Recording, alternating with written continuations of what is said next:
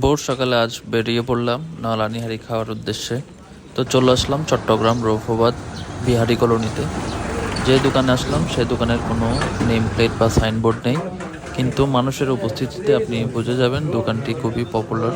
রৌফাবাদ বিহারি কলোনিতে এসে বদরুদ্দিনের দোকান বললে যে কেউ আপনাকে দেখিয়ে দিবে এই দোকানটি। অনেকের কাছে অপরিচিত মনে হলেও বাইজিত এরিয়ার মধ্যে এই দোকানটি অনেকের কাছেই পরিচিত। ভোর 4:30-5টা থেকে এদের কার্যক্রম শুরু হয়, সেই হিসেবে আমরা আসতে কিছুটা লেট করে ফেলি। যারা চট্টগ্রামে বিভিন্ন রেস্টুরেন্টে নলা নিহারি খেয়ে ট্রাই করেছেন তারা একবার এই দোকানে এসে ট্রাই করে দেখতে পারেন। আপনাদের ভাগ্যে চিন্তাই। আর নাই ভাই, এই আপনাদের জন্য তিনটা আছে, আর নাই। আচ্ছা আচ্ছা প্রতিদিন তো হয় না? 12 মাস, রমজান মাসও পাবেন। কয়টা থেকে সকাল? সকাল 4:30 থেকে শুরু। তাহলে আমরা আসতে একটু লেট করছি, আর একটু আগে। হ্যাঁ, আপনার যত তাড়াতাড়ি আসবেন তত ভালো।